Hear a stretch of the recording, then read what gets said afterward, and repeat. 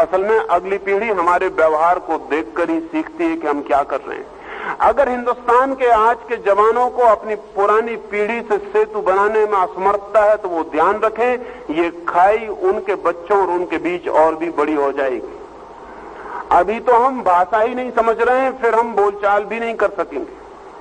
अभी तो हम बोलते हैं, कम से कम भाषा समझ में नहीं आती, फिर हम बोलना भी बंद कर देंगे, क्योंकि बोलना भी फिजूल है, बेकार, बोलने का कोई मतलब न रह जाएगा। हिंदुस्तान में दोनों पीढ़ियों से मैं संबंधित हूं और बहुत हैरानी से देखता हूं कि वो दोनों एक दूसरे को समझने में असमर्थ मालूम पड़ते हैं। कौन सी कठिनाइयां हैं? पहली कठिनाई तो यह है कि जवान आदमी कभी भी यह नहीं समझ पाता कि बूढ़ा रिजिड हो जाता है। ये स्वभाव है, वो ठहर जाता है, जम जाता है, फ्रोजन हो जाता है। उसने जिंदगी में जो भी जाना है वो धीरे धीरे ठहर के सख्त हो जाता है और बूढ़े को बदलना बहुत असंभव है। असल में बूढ़े का मतलब ही यह है कि जो बदलने की सीमा के पार चला गया, जिसको अब नहीं बदला जा सकता। इसलिए बूढ़े को स्वीकार करने का अतिरिक्त कोई भी मार्ग नहीं होता। सुसंस्कृत कौम उसे कहा जाता है जो इस सत्य को स्वीकार करके अपने बूढ़ों के प्रति उनकी इस असमर्थता को जानकर भी सद्भाव रख पाती है, वो सुसंस्कृत कौम है। सुसंस्कृति का एक ही अर्थ है कि हम स्थितियों को देख के उनकी फैक्टिसिटी को, उनके तथ्यों को समझ के वैसा जीने की कोशिश करें। लेकिन सारे बच्चे अपने माँ बाप के प्रति क्रोध से भरे हुए हैं। एंग्री जनरेशन, हम कह रहे हैं क्रोध से भरी हुई पीढ़ी।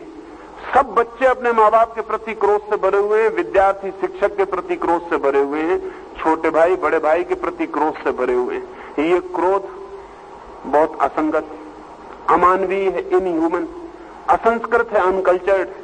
और ये क्रोध जवान आदमी के योग्य, शोभा के योग्य नहीं है।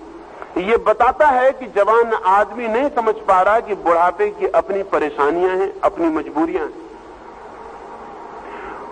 अगर जवान को ये साफ दिखाई पड़ जाए तो बुढ़ापा दया योग मालूम पड़ेगा, और ये भी उसे ख्याल रखना चाहिए कि वो भी रोज बूढ़ा होता जा रहा है और कल इसी दया की अपेक्षा उसे दूसरी पीढ़ी से हो जाएगी। दूसरी बात ख्याल रखनी जरूरी है कि जवान को ही हाथ बढ़ाना पड़ेगा। अभी उसके हाथ बढ़ने योग्य हैं, बड़े हो सकते हैं, अभी ठहर नहीं गए। और जवान को ही समझदारी दिखानी पड़ेगी, क्योंकि उसकी समझ लोचपूर्ण है, फ्लेक्सिबल है, अभी वो बदल सकती है और नई हो सकती। और ध्यान रहे कि बूढ़े ने जो भी जाना है, बूढ़े ने जो भी जिया है, अतीत की पीढ़ी ने जो भी अनुभव किया है, वो अगर जवान उसे समझ ले तो निश्चित ही उसे उसकी जिंदगी में रिचनेस और समृद्धि में बढ़ावा मिलेगा।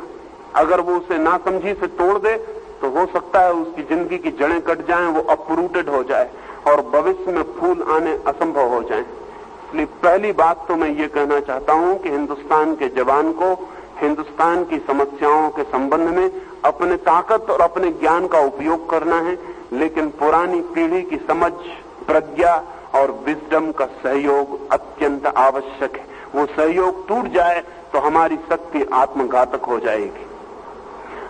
अगर समझ ना हो तो शक्ति अक्सर सुसाइडल हो जाती, उसे फिर हम अपने ही को विनाश करने में काम में ले आते। ऐसा हो रहा है, ऐसा रोज फैलता जा रहा है और चीजें रोज विकृत होती जा रही हैं। दूसरी बात जो मैं आपसे कहना चाहता हूं वो मैं ये कहना चाहता हूं कि हिंदुस्तान के सवाल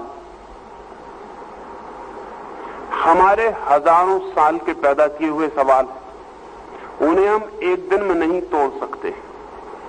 कोई उपाय नहीं है उन्हें एक दिन में तोड़ देने का, और उन्हें एक दिन में तोड़ने की कोशिश में सिर्फ यही हो सकता है कि हम और सवाल पैदा कर लें।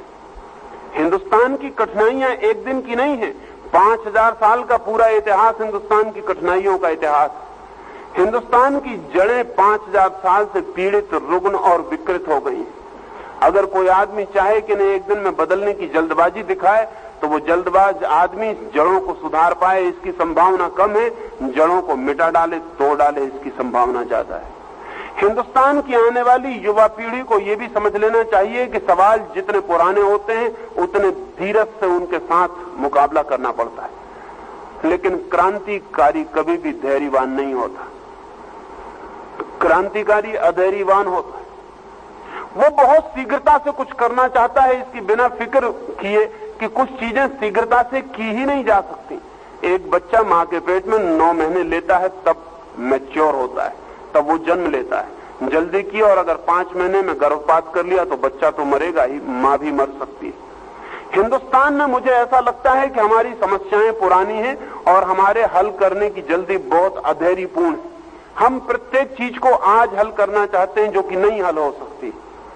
अगर हिंदुस्तान को ठीक से प्रौढ़ता पानी हो और बुद्धिमत्ता पानी हो तो अपनी समस्याओं की गहराई और ये भी समझ लेनी चाहिए कि वो वक्त लंबा लेंगी, वो जल्दी नहीं तोड़ी जा सकती।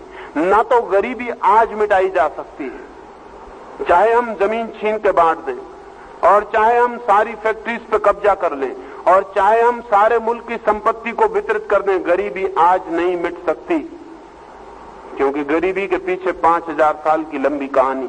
ये गरीबी 5000 साल की गरीबी। इस गरीबी को जो आज मिटाने की कोशिश करेगा, मैं मानता हूं वो मुल्क को और भी गरीब हालत में छोड़ जाएगा, क्योंकि इस गरीबी को जल्दी में मिटाने की कोशिश उस इंतजाम को भी तोड़ सकती है जो इंतजाम इस मुल्क को थोड़ी बहुत संपत्ति दे रहा है। लेकिन हम बहुत जल्दी में भरे हैं। हमारा जवान चाहता है सब आज हल हो जाए, हर आदमी को आज नौकरी मिल जाए। ये नहीं हो सकता।